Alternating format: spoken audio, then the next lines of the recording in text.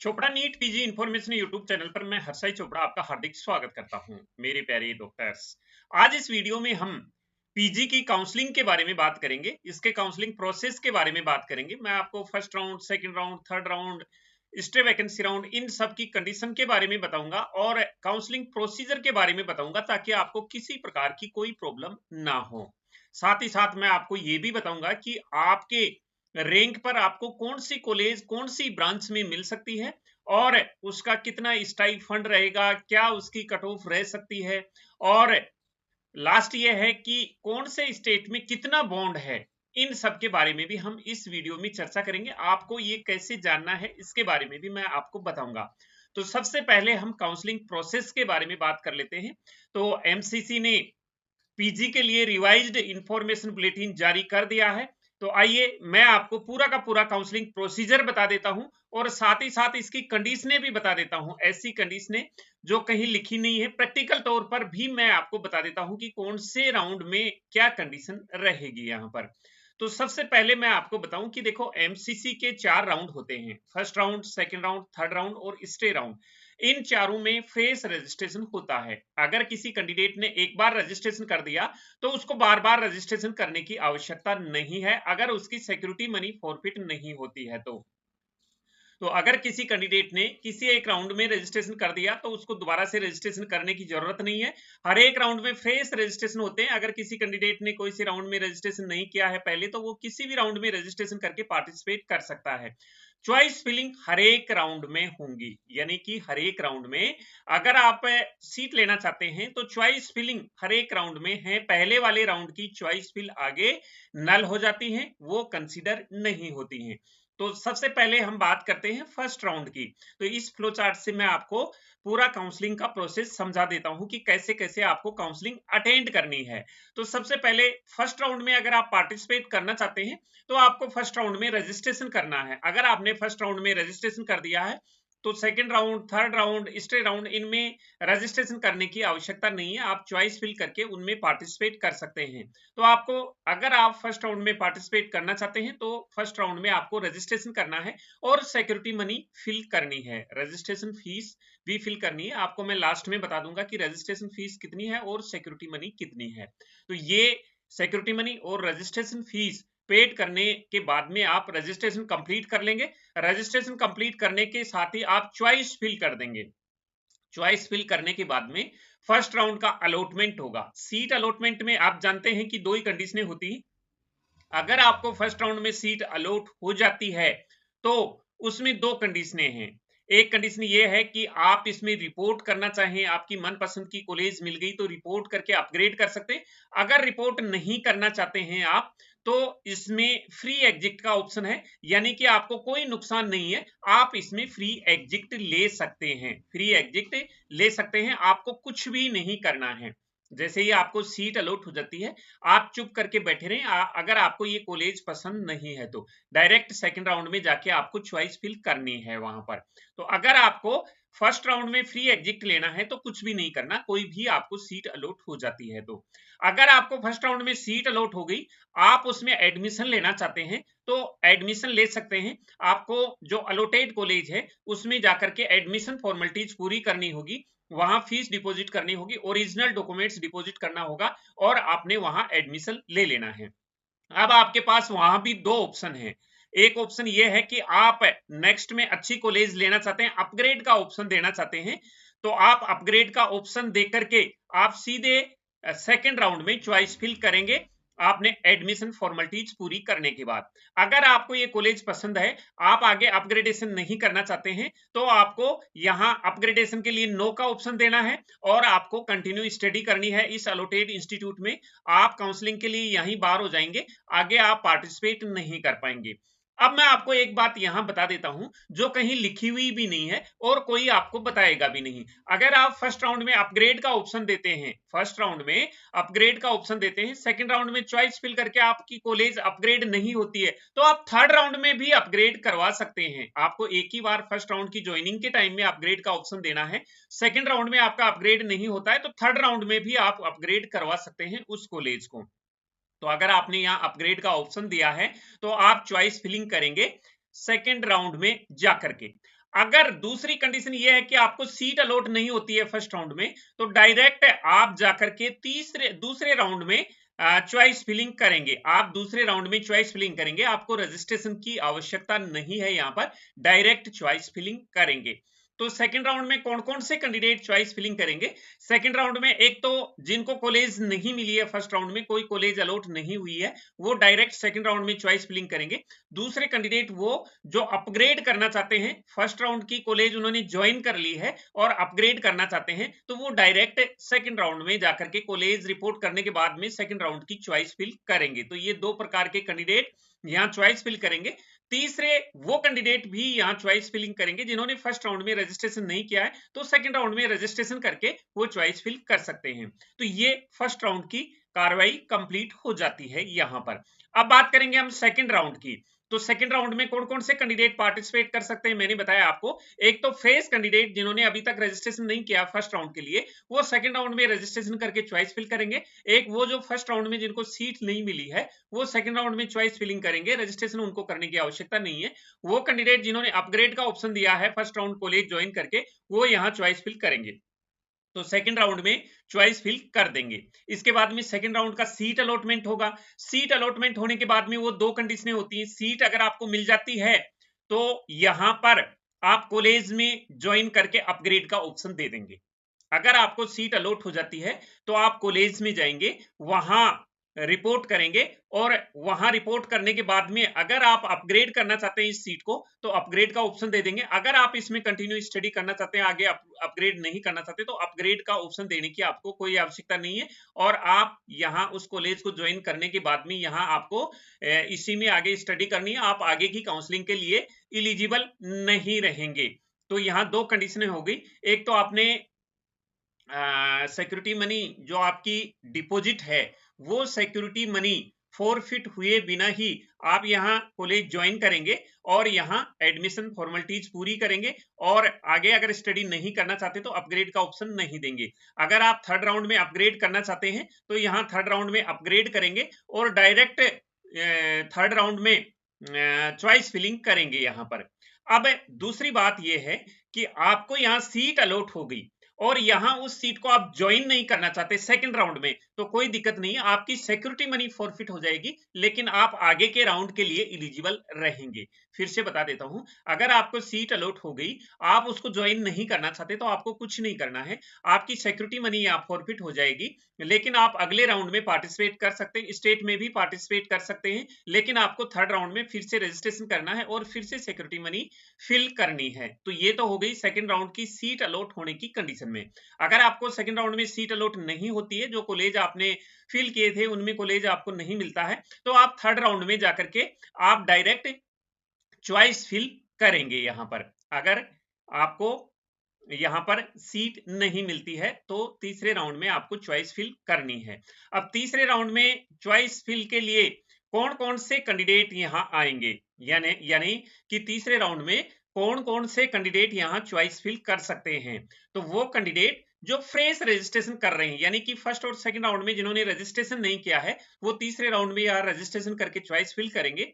उसके बाद में वो कैंडिडेट जिनको सेकंड राउंड में सीट नहीं मिली है, वो कैंडिडेट यहाँ चॉइस फिल करेंगे। और वो कैंडिडेट जिन्होंने सिक्योरिटी मनी फॉरफिट करवा ली है, यानी कि सेकंड राउंड में सीट अलॉट होने के बाद ज्वाइन नहीं किया है, वो यहाँ फ्रेश रजिस्ट्रेशन करके सिक्योरिटी मनी फिल करके दोबारा से चॉइस फिल करेंगे। तो ये तीन टाइप के कैंडिडेट यहाँ चॉइस फिल करेंगे थर्ड राउंड में। अब थर्ड राउंड में सीट अलॉट हो जाती है तो यहाँ पर आपको कॉलेज जाना है और कॉलेज में रिपोर्ट करना है। थर्ड राउंड के बाद आगे कोई यहाँ पर अपग्रेडेशन का ऑप्शन नहीं है, कॉलेज में जाकर के ज्वाइन करना है। एक बार थर्ड राउंड में आपको अगर कॉलेज मिल गई, आप उसको छोड़ना चाहते हैं तो आपकी सिक्योरिटी मनी फॉरफिट हो जाएगी, आप उसको ज्वाइन नहीं कर सकते, लेकिन आप एमसीसी के आगे वाले राउंड में पार्टिसिपेट नहीं कर सकते। हालांकि स्टेट में कर सकते हैं, लेकिन एमसीसी के इसमें स्टेट राउंड में आप पार्टिसिपेट नहीं कर सकते। ये कंडीशन आपको ध्यान में रखनी है। अगर आप एक बार ज्वाइन कर लेते हैं तो फिर रिजाइन नहीं कर सकते। थर्ड राउंड ज्वाइन होने के बाद में आप यहां रिजाइन नहीं कर सकते हैं। तो ये थर्ड राउंड की कंडीशन है। अब इसमें अपग्रेड का कोई ऑप्शन नहीं है, ये मैंने आपको बता दिया है। और इसके बाद में अगर आपको सीट अलॉट नहीं होती है तो आप स्टे के लिए एलिजिबल हैं। तो ये कंडीशन है थर्ड राउंड की जो मैंने आपको बता दी है। अब थर्ड राउंड में क्या होता है, थर्ड राउंड में एक ये भी होता है कि जिन कैंडिडेट्स ने एमसीसी के थर्ड राउंड तक ज्वाइन कर लिया है और स्टेट के थर्ड राउंड तक ज्वाइन कर लिया है तो डाटा शेयर होता है, यानी स्टेट एमसीसी को लिस्ट भेजेंगे जिन कैंडिडेट ने थर्ड राउंड तक ज्वाइन कर लिया है, और एमसीसी सभी स्टेट को लिस्ट भेजेगा या फिर एक लिस्ट पब्लिश करेगा कि थर्ड राउंड तक इन कैंडिडेट ने ज्वाइन कर लिया है, वो आगे स्टेट में भी पार्टिसिपेट नहीं कर पाएंगे, और स्टेट में जिन्होंने थर्ड राउंड तक ज्वाइन कर लिया है वो एमसीसी के स्टे राउंड में भी पार्टिसिपेट नहीं कर पाएंगे। तो ये कंडीशन है थर्ड राउंड की। यहाँ पर अब बात करेंगे हम स्टे वैकेंसी राउंड की। तो स्टे वैकेंसी राउंड में वही कैंडिडेट एलिजिबल हैं जिन्होंने कहीं सीट होल्ड नहीं कर रखी है, जिन्होंने कहीं भी सीट होल्ड नहीं कर रखी है वो कैंडिडेट यहां पर स्टे वैकेंसी राउंड के लिए एलिजिबल हैं। होल्ड का मतलब किसी कैंडिडेट ने ज्वाइन नहीं कर रखी है। अगर किसी कैंडिडेट ने स्टेट में ज्वाइन कर रखी है तो वो स्टे में एलिजिबल नहीं है, क्योंकि ये स्टेट से भी डाटा शेयर हो जाता है। और अगर एमसीसी के थर्ड राउंड तक अगर किसी कैंडिडेट को सीट अलॉट भी हो गई है वो भी स्टे वैकेंसी राउंड में पार्टिसिपेट नहीं कर सकते।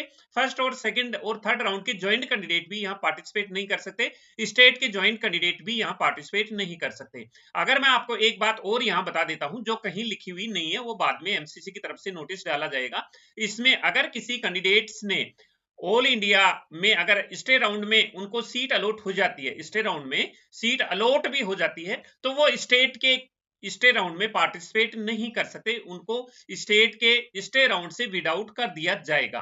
तो ये कंडीशन भी आपको ध्यान में रखनी है। तो स्टे वैकेंसी राउंड में अगर आपको सीट अलॉट हो जाती है तो आपको कॉलेज जाकर के ज्वाइन करना है और आगे के राउंड यहीं एड हो जाते हैं। किसी कंडीशन में अगर स्पेशल राउंड होता है, सीटें वैकेंट होती हैं, तो वो बात अलग है। लेकिन स्टे वैकेंसी राउंड में अगर आपने कॉलेज आप एक बार ज्वाइन कर लिया उसके बाद में आप उसको रिजाइन नहीं कर सकते हैं। अब जो जिनको कॉलेज मिल गई है और ज्वाइन नहीं करते हैं तो वो आगे एक साल के लिए नीट के एग्जाम नहीं दे पाएंगे। नीट पीजी का एग्जाम वो एक साल तक नहीं दे पाएंगे अगले नेक्स्ट ईयर में, यानी कि नीट पीजी 2025 का एग्जाम नहीं दे पाएंगे अगर किसी कैंडिडेट को स्टे वैकेंसी राउंड में सीट अलॉट हो जाती है और वो ज्वाइन नहीं करते हैं। तो ये सबसे बड़ा सवाल ये उठता है कि आपको आपकी रैंक पर कौन सा कॉलेज मिलेगा, कहां पर आपको कॉलेज मिल सकता है, कौन सी बेस्ट ब्रांच मिल सकती है, कितनी रैंक पर मिल सकती है और क्या मार्क्स पर मिल सकती है, कौन सी कैटेगरी में। तो ये जानने के लिए हमने आपके लिए बुक तैयार की है और इस बुक की मदद से आप अपनी काउंसलिंग आसानी से करवा सकते हैं। इसमें पहले मैं यूजी की बुक लिखते आ रहा था, लेकिन इस साल से पीजी की बुक भी पब्लिश की है। ये आपके लिए काफी फायदेमंद रहेंगी अगर आप पीजी में एडमिशन देख रहे हैं। तो इससे आपको एक आइडिया लग जाएगा कि आपको कौन सी ब्रांच बेस्ट मिल सकती है, कितनी रैंक पर कौन सी ब्रांच किस स्टेट में कौन सी कॉलेज मिल सकती है, क्योंकि अभी आपके पास में रैंक आ चुका है। तो इसके लिए मैं आपको पूरा प्रोसीजर समझा देता हूं कि कैसे आपने चेक करना है और क्या क्या फैसिलिटी इस बुक में अवेलेबल है। मैं सोचता हूं ये बुक आपके लिए काफी हेल्पफुल रहेगी इसमें। तो ये जो काउंसलिंग गाइडेंस है इसमें ऑल इंडिया कोटा के बारे में समझा रखा है, ऑल इंडिया कोटा के बारे में इसमें सब कुछ समझा रखा है। ऑल इंडिया कोटा के साथ साथ सेंट्रल यूनिवर्सिटी जैसे दिल्ली यूनिवर्सिटी है, एएमयू है, बीएचयू है और इसमें साइकेट्री रांची है। तो ये इन सब के बारे में समझा रखा है। साथ ही साथ डीएनबी के बारे में भी बहुत अच्छी तरह से इसमें समझाया है। इसमें MD, MS, diploma courses, DNB diploma, इन सब के बारे में अच्छी तरह से समझाया है। अब इसमें क्या क्या समझाया है वो मैं आपको यहाँ पर ब्रीफली बता देता हूँ, आपको कैसे कैसे इससे फायदा हो सकता है। इसमें एक तो सबसे पहले काउंसलिंग के बारे में समझाया गया है कि आपको काउंसलिंग कैसे करवानी है, कौन कौन सी काउंसलिंग होती है, किस प्रकार से काउंसलिंग करवानी है। इसमें प्रीवियस ईयर की मार्क्स वर्सेस रैंक दे रखी है कि कितने साल पर कितनी मार्क्स पर कितनी रैंक थी, तो ये प्रीवियस ईयर का इसमें डाटा दे रखा है। इसमें लिस्ट दे रखी जो एमसीसी द्वारा कौन कौन से एमडी, एमएस और डिप्लोमा कोर्स में एडमिशन करवाया जाता है, इसके बारे में आपको जानकारी बहुत ही जरूरी है, क्योंकि कौन कौन से कोर्स हैं, कौन कौन सी ब्रांच हैं जिनमें आपको एडमिशन मिल सकता है और एमसीसी द्वारा इसकी कौन कौन से ब्रांच में काउंसलिंग करवाई जाती है, एडमिशन दिया जाता है। ऐसे ही डीएनबी कोर्स के लिए है लिस्ट इसमें कि ये कोर्स डीएनबी कोर्स हैं जो एमसीसी द्वारा ऑफर किए जाते हैं इसमें। इसके बाद में ऑल इंडिया कोटा की सीट मैट्रिक्स दी गई है, एमएस, एमडी डिप्लोमा और ये डीएनबी के लिए भी सीट मैट्रिक्स दी गई है। ये स्टेट वाइज बॉन्ड डिटेल दी गई है, स्टाइफंड दिया गया है, स्टाइफंड एनुअल फीस दी गई है ऑल इंडिया कोटा की, सेंट्रल यूनिवर्सिटी की और डीएनबी कोटा की। तो इस प्रकार से इसमें ये सारी चीजें दी हुई हैं। अब इसमें लास्ट कट ऑफ दी गई है कैटेगरी वाइज। इससे आप ये आइडिया लगा सकते हैं कि आपको कौन से स्टेट में लास्ट में कौन सा कॉलेज मिल सकता है किस कैटेगरी में। ये एक लिस्ट आपके लिए बेनिफिशियल है यहाँ पर। इसके बाद हर एक ब्रांच की category wise, college wise, round wise cut off दे रखी है। यहाँ पर राउंड वाइज कट ऑफ दे रखी है, जिससे आप आइडिया लगा सकते हैं कि आपको इस कैटेगरी में इस राउंड में यहाँ पर एडमिशन मिल सकता है, क्योंकि पिछली रैंक में और इस रैंक में सीट मिलने पे सेम सा ही प्रोसीजर होगा, यानी कि ज्यादा डिफरेंस नहीं आएगा। तो इससे आप आइडिया लगा सकते हैं कि आपको कहाँ एडमिशन मिल सकता है। अब आप देख कैसे सकते हैं, ये क्या क्या देख सकते हैं ये मैं आपको बताऊं। अब देखो यहाँ सीट मैट्रिक्स दे रखी है ऑल इंडिया कोटा के लिए, सीट मैट्रिक्स है यहाँ पर एमडी एमएस डिप्लोमा कोर्सेज के लिए। इसके बाद में इस प्रकार से स्टेट वाइज बॉन्ड डिटेल दे रखी है, कौन से स्टेट में बॉन्ड है कौन से में नहीं है, एमडी एमएस के लिए ये सारी डिटेल दे रखी है। अब इसमें स्टाइफंड दे रखा है, एनुअल फीस कितनी है, तो ये भी सारा इसमें सब कुछ समझाया गया है। अब इसमें stipend annual fees central university के लिए दी गई है, डीएनबी कोटा के लिए दी गई है, यानी कि हर एक ब्रांच के लिए इसमें सब कुछ समझाया गया है इसमें। अब सभी ब्रांच के लिए इसमें कट ऑफ दी गई है, सभी कैटेगरी के लिए और सभी राउंड में। देखो ये कट ऑफ इस प्रकार से दी गई है, मैं आपको यहाँ पर ये समझा देता हूँ। जैसे कि मान लो वर्धमान महावीर है, कैटेगरी यहाँ ओपन है, इससे नीचे ओबीसी ईडब्ल्यूएस सभी कैटेगरी की, ओपन कैटेगरी की एमडी रेडियो डायग्नोसिस में वर्धमान में फर्स्ट राउंड में ऑल इंडिया रैंक 13 गई थी, पिछले साल का ये है। सेकंड में कोई कॉलेज अलॉट नहीं, थर्ड में कोई, क्योंकि आगे सीट वैकेंट ही नहीं होके आई है इन कॉलेजेस में। तो आप ये भी आइडिया लगा सकते हैं कि इनमें जो फर्स्ट में कॉलेज मिल जाती है टॉप की, वो कॉलेज मिल जाती है, बाद में कॉलेज नहीं मिलती है। तो इस प्रकार से आप एक आइडिया लगा सकते हैं आपकी रैंक क्या है, उस रैंक पर जैसे कि मान लो आपकी रैंक 32 है, तो इस रैंक पर ये कॉलेज मिल सकते हैं, इससे नीचे ये कॉलेज मिले हुए हैं तो वो तो आपको मिल ही जाएंगे, इससे ऊपर भी ये कॉलेज हैं और आपका ये कॉलेज आ रहा है। इसमें फर्स्ट राउंड में ये कॉलेज मिला था, सेकंड में इतना डिफरेंस रहा था, फर्स्ट में 132, सेकंड में 185, थर्ड और फोर्थ स्टेज में मिला नहीं था, क्योंकि ये टॉप कॉलेज हैं तो आगे सीट इनमें वैकेंट रहती नहीं है। तो इस प्रकार से आप एक आइडिया लगा सकते हैं, पूरा सभी ब्रांचों का आइडिया लगा सकते हैं। ये तो मैंने आपको एक एमडी रेडियो की बताई है डायग्नोसिस की। इस प्रकार से ओबीसी कैटेगरी में भी इसी प्रकार से सेम दे रखा है, तो इस ओबीसी कैटेगरी में भी देख सकते हैं। और इसके बाद में दूसरा, जैसे रेडियो डायग्नोसिस में डिप्लोमा है, तो डिप्लोमा में ओपन कैटेगरी की कौन सी कॉलेज में क्या कट ऑफ रही थी, ये सारा सब कुछ इसमें समझाया गया है। तो इससे आप एक आइडिया लगा सकते हैं कि आपको कौन सी ब्रांच मिल सकती है, कौन से स्टेट में मिल सकती है, कौन सी कॉलेज मिल सकती है, वो पिछले साल फर्स्ट राउंड में कितनी रैंक पर मिली थी, जो पिछले साल मिली थी वही इस बार भी मिलने की, क्योंकि रैंक में फर्क नहीं पड़ता है, रैंक थोड़ा बहुत ही फ्लक्चुएट होता है, इसमें ज्यादा फर्क नहीं पड़ता है।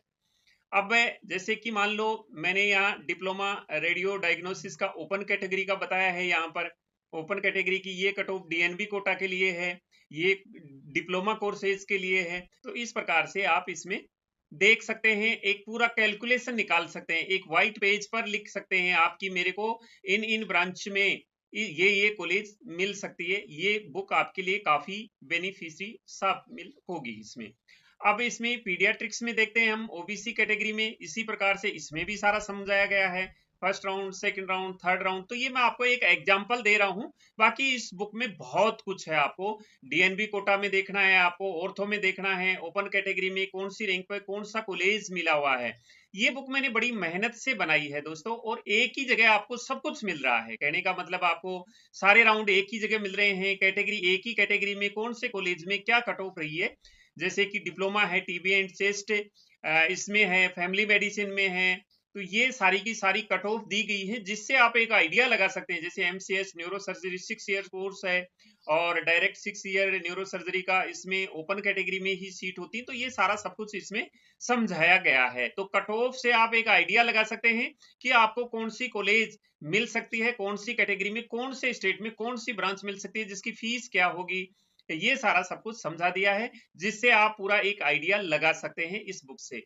अब काउंसलिंग प्रोसेस भी दिया गया है इसमें। फर्स्ट राउंड की कंडीशन क्या है, कितनी फीस जमा होगी, कैसे कैसे आपको काउंसलिंग करवानी है, इस फ्लो चार्ट से भी समझा दिया गया है कि ऐसे ऐसे आपको फर्स्ट राउंड में ज्वाइनिंग से फ्री एग्जिट है, कोई नुकसान नहीं होगा, सेकंड राउंड में आपको ज्वाइन करनी पड़ेगी, नहीं तो सिक्योरिटी मनी का नुकसान है। तो इस प्रकार इसमें सारा फर्स्ट राउंड में क्या कंडीशन है ये पॉइंट वाइज मैंने सब कुछ समझा रखा है, जो आपको कहीं नहीं मिलेगा इस बुक के अलावा।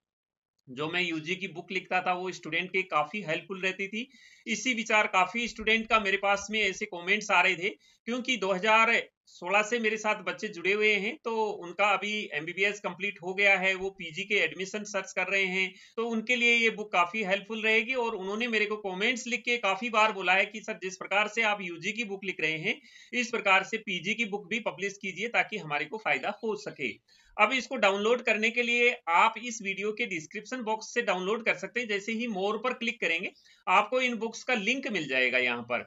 जैसे यहाँ मैंने ऊपर ऊपर पीजी की बुक का लिंक दे रखा है, ये जो मैंने आपको सब कुछ समझाया है वो पीजी की बुक में मिल जाएगा, और ये नीचे यूजी की बुक का लिंक दिया गया है। इसको आप हमारी वेबसाइट www.chopraeducation.in से भी डाउनलोड कर सकते हैं। जैसे ही आप इस लिंक पर क्लिक करेंगे तो आप डाउनलोड पेज पर पहुंच जाएंगे, तो वहां से आप इसको डाउनलोड कर सकते हैं। तो ये जानकारी थी इस बुक के बारे में, ताकि आप पीजी की काउंसलिंग अच्छी तरीके से करवा सकते हैं, आपको हर चीज का नॉलेज हो सके, कौन सी कॉलेज आपको कितने मार्क्स पर कहां पर मिल सकती है, कितनी रैंक पर मिल सकती है, ये सारा आपको आइडिया हो जाएगा इसमें।